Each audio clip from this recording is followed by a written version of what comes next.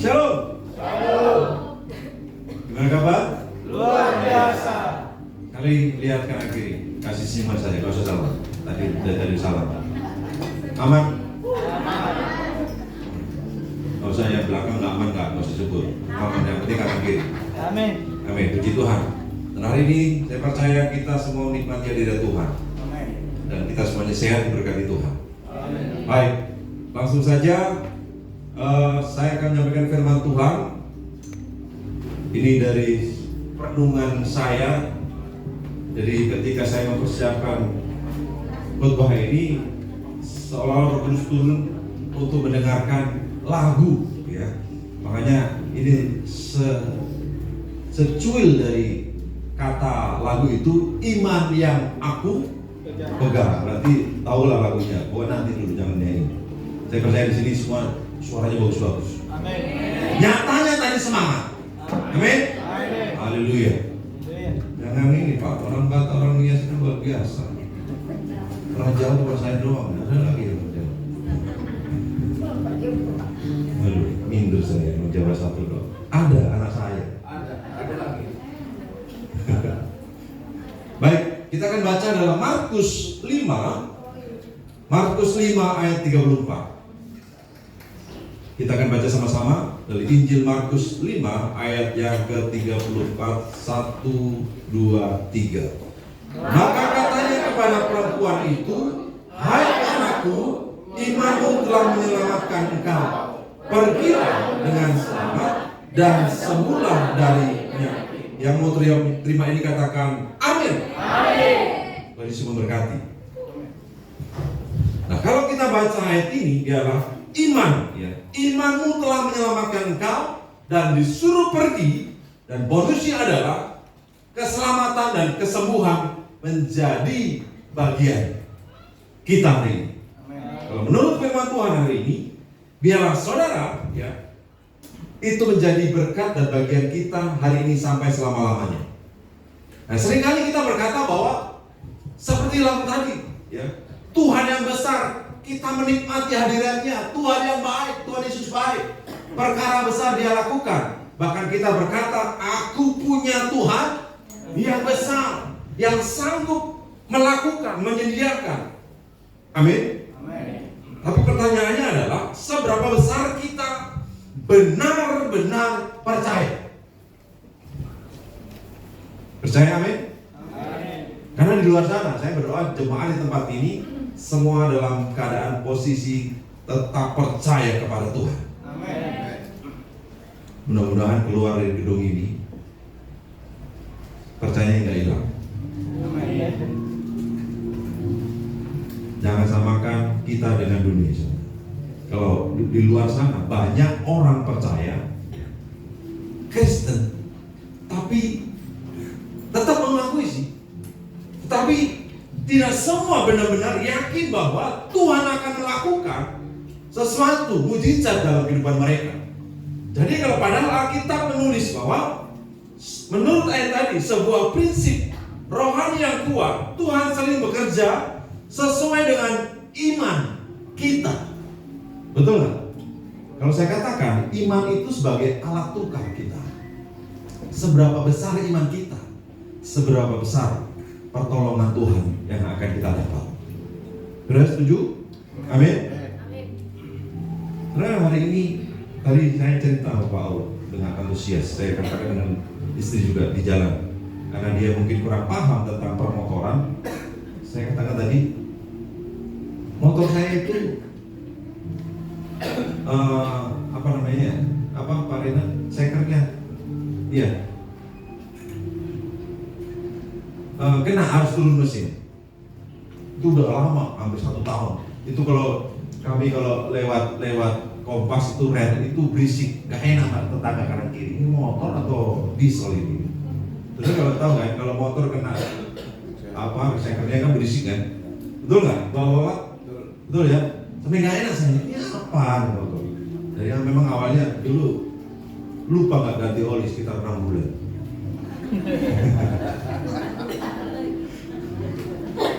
Nah, itulah kalian tar sok. Berjalan terus, tak sok, berjalan lagi, 6 bulan, setetes pun olinya nggak ada. Ya, sampai dia capek mungkin dalam perjalanan mati sendiri. Ini kenapa motor mati sendiri? Di engkol, kalau bahasa Jawanya di oglek, ceng, orang gelem. Aduh, tunggu dingin, nyala. Itu pas di Kerawang, di Jalan Baru Kerawang itu. Sampai rumah saya cek, wah pantesan setetes pun nggak ada. Mungkin aku haus Pak, tolong ini mungkin kalau dia bisa ngomong. Nggak ada tuh oli setetes, dari situ kena bunyi. Nah tadi kami buru-buru, saya mau masang engsel kamar mandi dan keran di depan. Buru-buru, saya geber, dikirim siapa? Ayo cepetan. Saya ngebut itu tertib, kok, tenang. Klakson pun sampai bertanya, kapan saya dipakai? Jarang sekali saya pakai klakson. Enggak, sikat, enggak. Pokoknya dia kalau bisa ngomong, dia kapan loh, aku di stapler sini buat berfungsi, dia enggak saya pakai. Lalu tiba-tiba yang bunyinya kek itu hilang. Betul nggak Polo? Iya. Biar ada saksi.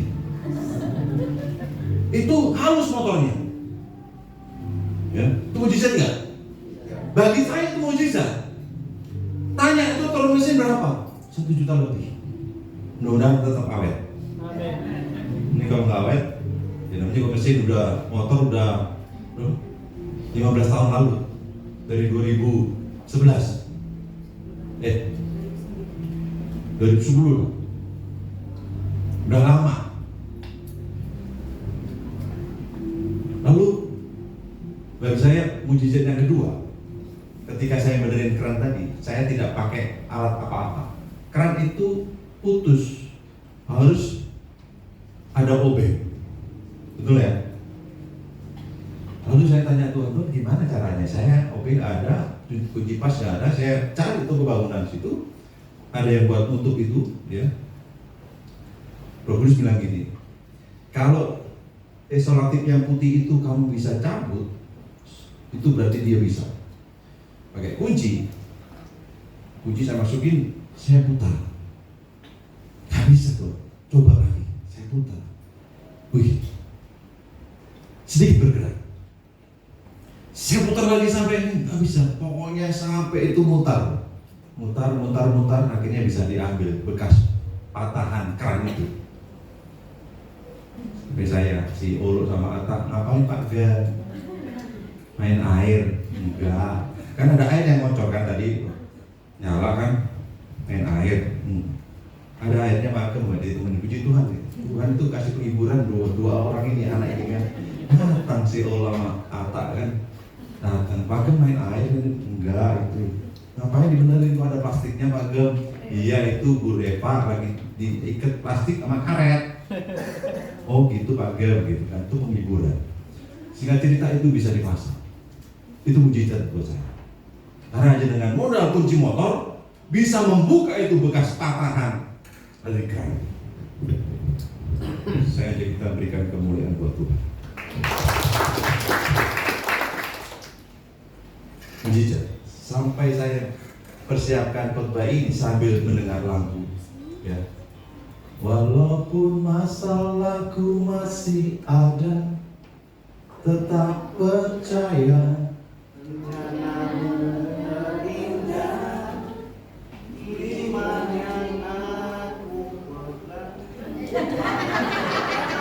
Iya betul. Terakhir kan berat kedua. Iya. Iman yang aku pegang padamu Tuhan yang setia. Merdu sekali. Sampai malaikat Tuhan ngomong, kamu diam. Ada jemaat yang sedang nyanyi. Amin. Siapakah itu? Nah, Tuhan berbicara lewat kehidupan kita ini pagi hari ini. Saya sampaikan bahwa kenapa ya Tuhan berbicara atas ini, karena ya apa yang kita dengar akan menentukan percaya kita. Apa yang kita dengar? Contoh nih, Senin pergi ke Jakarta, macet nggak? Selalu macet atau kadang-kadang nggak macet? Selalu macet ya Pak? Jakarta beda sama Sumberjaya, beda sama Tambun, beda sama Bekasi. Tetapi secara tidak langsung, apa yang kita dengar? Saya kasih contoh nih, di Matius 9 ayat 29 katakan, lalu Yesus menjamah mata mereka sambil berkata, jadilah kepadamu menurut imanmu. Dua orang buta ini kira-kira nih, orang buta menuntun orang buta, sampai nggak? Tidak. Coba visualisasikan, orang buta jalan dengan orang buta, kira-kira bagaimana? Tapi dia mendengar perbuatan dari Tuhan Yesus. Dia nggak akan menyerah. Sama dengan jemaat tempat ini, nggak akan menyerah. Berjalan berdua. Saya nggak bisa bayangkan, mungkin mereka pakai tongkat seperti zaman modern, tuk tuk tuk tuk tuk tuk tuk tuk tuk tuk tuk. Oh iya ada tiang. Saya juga nggak tahu. Yang penting dia, dua orang buta ini nggak menyerah. Dia bertemu dengan Tuhan, lalu Tuhan bertanya, apa yang harus aku perbuat? Apakah kau akan percaya? Dia bilang, kalau terjemahan bahasa masa kini, bahasa Indonesia masa kini, percaya Pak, Tuhan Yesus dipanggil Pak. Gak percaya, baca. Tuhan berkata, apa ya? Apakah kau percaya ketika aku menyembuhkanmu? Saya percaya. Dari situ dia berkata, seperti ayat pembuka tadi. Sebab Tuhan itu sering bekerja sesuai dengan iman manusia. Amin. Masih ada iman di hati? Puji Tuhan. Nah, iman itu seperti alat tukar. Seberapa besar iman kita? Kita datang ke tempat ini dengan iman? Betul, dengan iman. Coba katakan kamu, seberapa besar iman?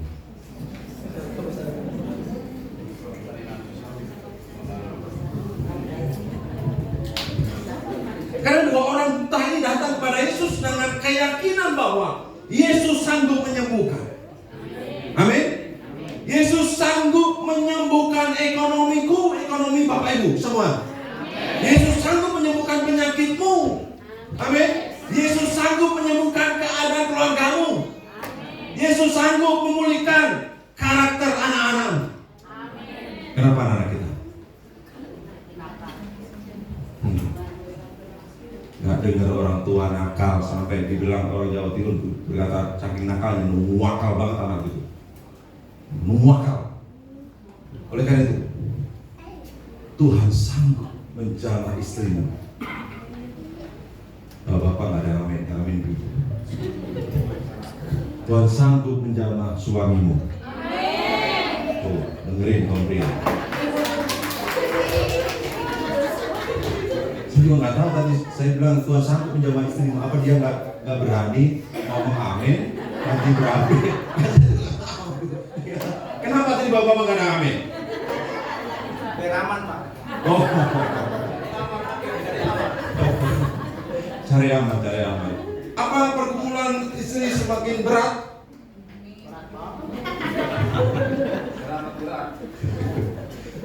Karena iman tadi, saya katakan seberapa besar imanmu, berarti amin tadi, aminnya istri lebih besar. Amin suami? Amin. Amin istri?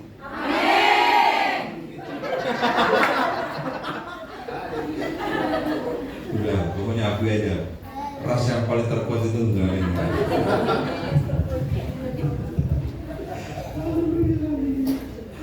Nah, ketika dua orang buta ini, Yesus bertanya kepada mereka, percayakah ya, kamu bahwa aku dapat melakukannya? Pertanyaan ini buat kita, percayakah saudara dan saya ketika Tuhan melakukannya sesuai dengan kebutuhan? Apa masalah kita? Apa pergumulan kita? Saya akan kupas lebih dalam, lebih lama lagi di poin kedua, ya. Nah, artinya, ya, iman itu membuka pintu mujizat. Kita baca sama-sama. Berikutnya. 1, 2, 3. Hidup kita ditentukan oleh pesan kita. Kalau pesannya salah, imannya salah pesan, salah kepercayaan. Salah pesan, salah pesan. Betul nggak? Hidup kita ditentukan oleh pesan kita. Apa yang kita dengar itu sebuah pesan. Kalau pesannya salah, iman kita salah, percaya kita salah. Kita dengan apa, itu akan menentukan jalan hidup kita. Makanya dikatakan hidup kita ditentukan oleh pesan yang kita terima. Pesan ketakutan kita dengar, ketakutanlah yang berkuasa.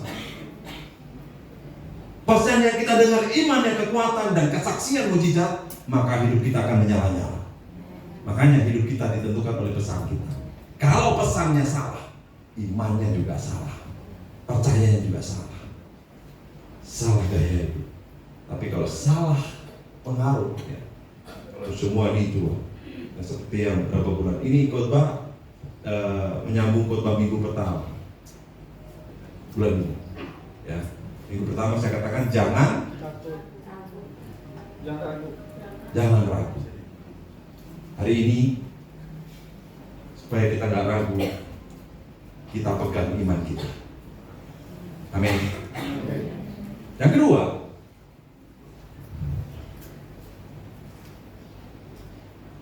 apa di situ? 1, 2, 3. Keraguan. Nah, keraguan itu menghalangi pintu mukjizat.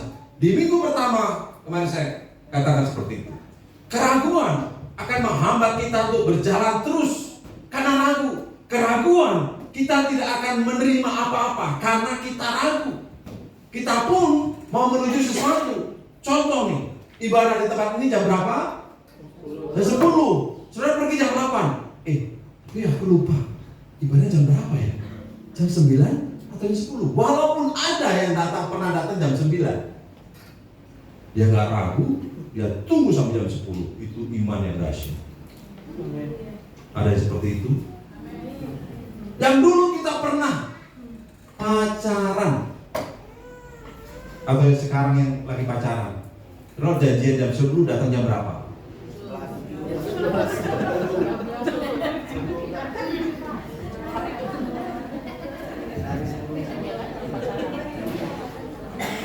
Kalau dulu pacaran sama ibu, janjian jam 10 datang jam berapa? Jam 12. 12. 1 jam lebih awal. 1 jam lebih awal. Bila perlu 1 jam lebih. Tapi kena hujan nanti luntur kegantengannya nggak apa-apa. Yang penting hatimu buatku gitu. Lautku seberangi, lautan kudaki. Oh, ternyata konsen juga. Sampai ada lagu ngomong memori daun. Nah, kan tahu ya. Sudah mengalami. Nah, keraguan bisa. Tapi kalau kita pernah ragu dengan pasangan kita dulu waktu menjalin hubungan, kita akan lanjutin atau lagi penasaran? Kalau lagi ragu, dia sih yakin, aku nggak yakin. Makanya ada istilah yang sudah aku bilang dari dulu, aku itu punya kamu tuh satu-satunya, nggak ada harta lain. Kamu nggak percaya sih? Dibilang so sweet, katanya kan. Haleluya. Ini ada aja. Karena kita punya Allah satu-satunya. Dia penjamin hidup kita. Amin. Kanan kiri ngomong, jangan ragu. Dan kita ngomong sama pribadi sendiri. Sebut nama. Hai Abraham, jangan. Dan sekarang kita berkata sama Tuhan, Tuhan, saya tidak akan ragu lagi. Betul? Amin. Yakobus 1 ayat 6-7. Ini orang yang ragu. Hendaklah ia memintanya dalam iman, dan sama sekali jangan bimbang, sebab orang yang bimbang sama dengan gelombang laut yang diombang-ambingkan kian kemari oleh angin. Orang yang demikian janganlah mengira bahwa ia akan menerima sesuatu. Karena apa? Bimbang tadi karena ragu. Minggu depan jangan ragu, tetap dari Tuhan. Hari ini semangatnya luar biasa. Karena kiri ngomong, minggu depan datang lagi.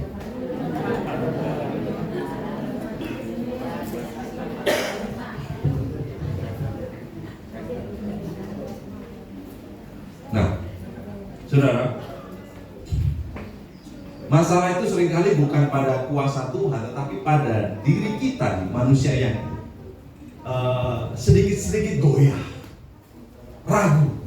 Padahal tadi kalau kita bernyanyi, ini Bapak Ibu, kalau kita bernyanyi, ya, saat kita bernyanyi, begitu lagu sedang naik nih, kita nyanyi sama-sama, kita ngomong sama-sama. Tadi WL ngasih kesempatan, ayo bicara sama Tuhan, ngomong sama Tuhan. Saya mau katakan begini, kita putuskan hari ini, mulai hari ini, setiap kita menyanyi, kita harus setuju dengan kalimat-kalimat itu. Sebab kalau kita nggak setuju, keraguan akan melanda kita terus. Makanya sangat penting pelayanan media itu. Kalau teks lagunya nggak nongol, kira-kira keraguan melanda besar apa kecil? AAI.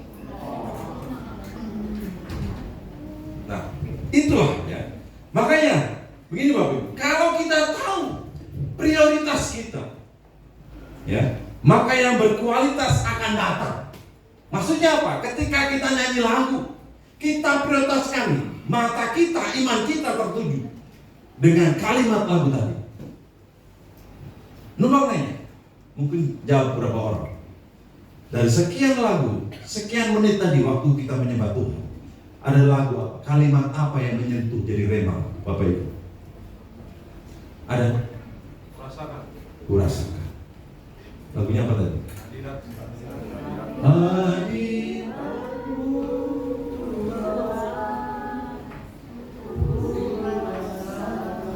Puji Tuhan. Kalau saya yes, golden ticket. Ada lagi?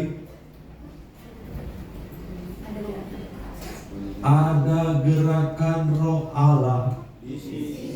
Itu nubuatan, itu doa, itu respon agar ada gerakan Allah di situ.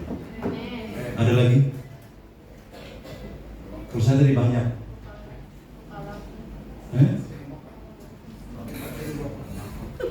Letakkan kepalaku dan melepas tembok. Nggak ada kepala. Tadi bilang letakkan kepalaku, ku kalahkan musuh.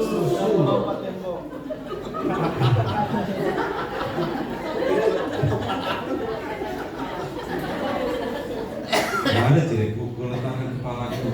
Mungkin karena itulah pentingnya pelayanan media itu ya. Ya kan? Ya, pentingnya pelayanan media. Tulisannya harus, walaupun not angka not baloknya nggak ada, tapi puji Tuhan karismat itu hafalnya luar biasa. Contoh di tempat ini, ya. Nggak ada kunci balok, not, garis birama, gripnya berapa. Yang penting ku letakkan kepalamu dan tadi saya dengar loh, siapa yang jawab tadi? Sebelah sini ya. Sebelah sini. Yang sebelah sini jangan menghakimi. Saya dengar satu orang tadi. Belakang itu Pak. Dia belakang.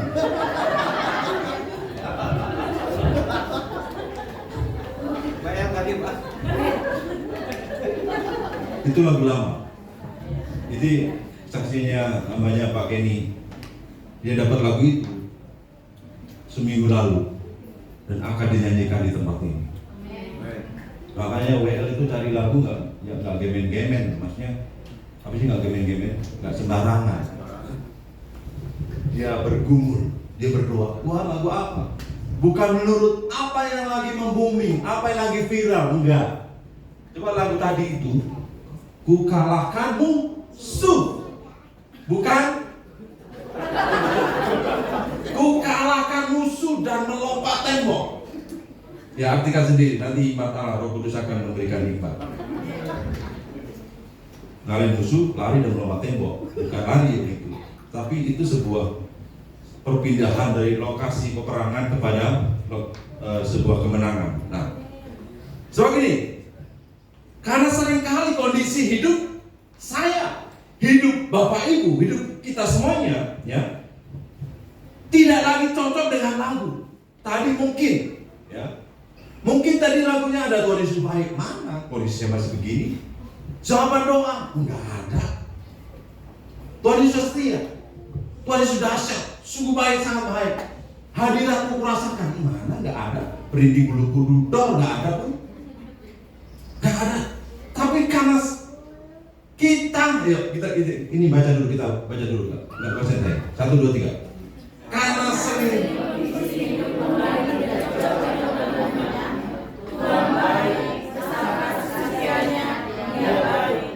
saya harus setuju dengan, kalau saudara setuju dengan lagu itu, tahu. Amin. Ini harus di ngomong kanan kiri. Ayo ngomong kanan kiri. Yang saya harus setuju dengan lagu itu.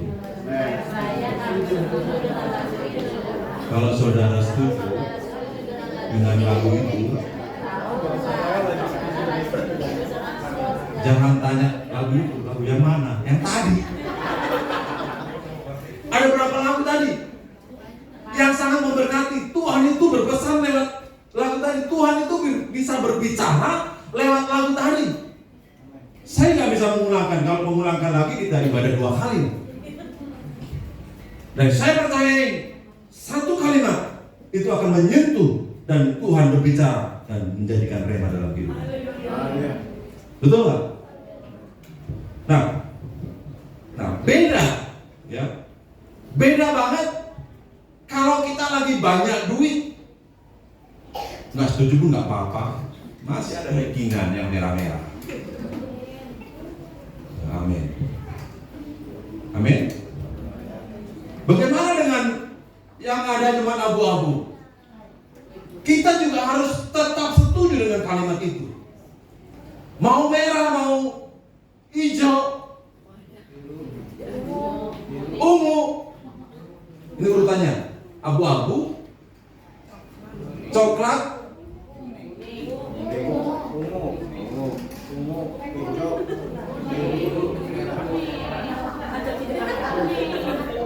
keluarin aja duitnya semua. Mau warna apa yang ada di dompetmu saat ini? Dia tetap setuju dengan lagu itu. Amin. Saya ulangi lagi, berapa kali saya ulangi. Saya nggak tahu lagu yang mana yang menyentuh Bapak Ibu. Jadi contoh, beberapa contoh tadi sudah diutarakan.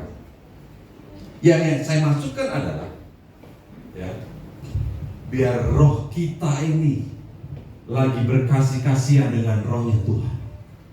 Saat kita memuji menyembah Tuhan, saat kita mengaminkan kalimat lagu itu, maka saya percaya, ya, tangkap ini. Bicara hadirat Tuhan, apa itu hadirat Tuhan? Hadirat Tuhan atau hadirat Allah hanya dirasakan oleh yang punya hubungan dengan Tuhan. Oleh karena itu, ketika tadi kita datang dari rumah, ya, berangkat ke sini, saudara, saya yakin saudara ingin mengalami perjumpaan dengan Tuhan. Betul? Selain yang kedua, saya rindu bertemu dengan temanku. Mungkin ada yang mau cerita sesuatu, tapi yang saya percaya, ya, makanya kalau kita nyanyi, ya, mungkin kanan kiri kita lihat ada yang bahasa roh, ada yang teriak, ada yang nangis. Loh, kok nangis? Diapain? Perasaan aku nggak nginjek. Perasaan apa dia tadi lagi berantem di rumah? Wah, udah kemana-mana lagi. Apa? Dompetnya hilang. Apa kasihan banget ke gereja jalan kaki. Udah biar kemana-mana kan. Nah,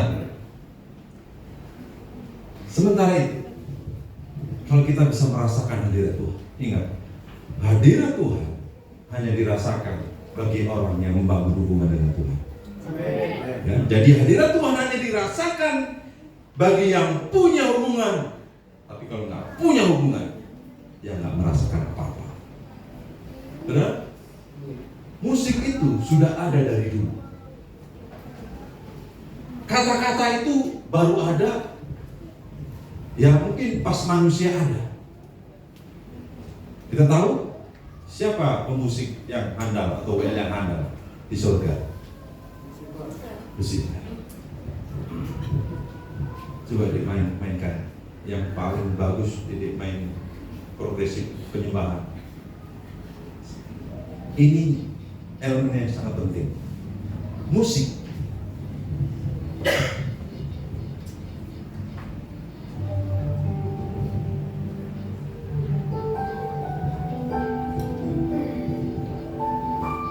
Saudara kalau mendengar musik, apa saudara akan berpikir, nanti makanannya aku kasih racun?